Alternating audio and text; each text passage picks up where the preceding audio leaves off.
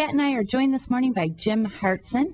Jim is a longtime member of the local Better Contractors Bureau and the National Hearth Patio and Barbecue Association. That's a mouthful. He's also a local expert in the fireplace and stove industry, a pioneer, as he calls himself.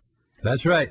Thanks again for joining us this morning, Jim. We've been learning so much, Pat. In the last segment, we were talking a little bit about coal being dirty, no longer. It's now a clean burning. And I have a question. It might be a dumb one, but there are no stupid questions, right, in this world? Not if you don't know the answer. So I have a gas fireplace in my home. Can I put in a different fuel in that same spot? No, that if you have a fireplace now and it's gas, we'll say, that's a built into the wall type product. Okay. Yeah, and there's no changing to that other than to rip it out. Then we can change it. Oh. But we're into a little larger remodeling. We are doing a retro. I like type that. Yeah. I like that stuff. I like the demolition part. That's the best part. Yeah, that's cool. Of a we project. can put an addition on your house as well.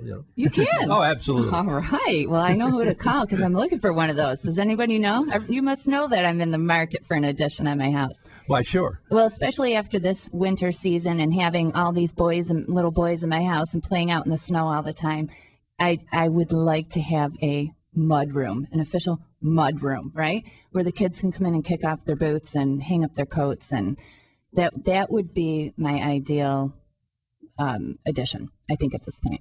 It's a good idea. Yeah. Yeah, we'll put a fireplace in that mud room. Put a fireplace in the mud upscale. room. Yeah. That way I could warm up their boots and their mittens and their hands. That would be great. Socks. I love it. I love it. I was reading an article about Williamson Hardware, which is in this week's edition of Property Source East Side newspaper, and you were talking about the payoff for customers who purchase a wood or coal stove. We're going to talk about the tax credit too coming up a little bit, but apparently the payoff's pretty quick. It can be. It a lot depends on your present heating situation, whether you're burning oil or propane or natural gas. Okay. That will have an effect on it. But I'll tell you a kind of a quick story here that I had a customer come in and tell me how much money he had saved from the wood stove that he had purchased from us a year ago, and he was all excited about how much money he had saved. And I listened to his whole story, and he got done. And I said, "You're dead wrong." And he said, "What? No, I'm not dead wrong. I've kept exact track of this." And I said, "Well, what did you keep your house at before you got the stove?" And he says, "Oh, about 62." I said, "Well, then what did you keep your house at this past year?" He said, "Oh, about 75."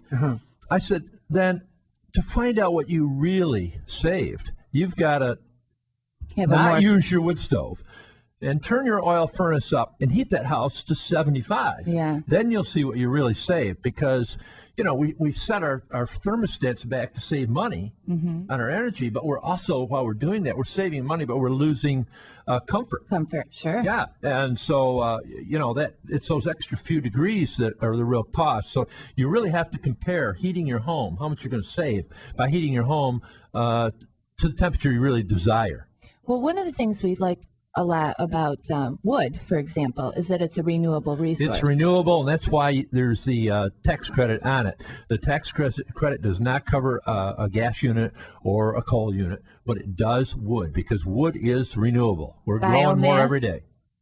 Is that the biomass? Yeah, and it would also go toward a pellet stove should you choose to go that way. Right. But they're both renewable energy. And so, I mean, it's a 30% discount.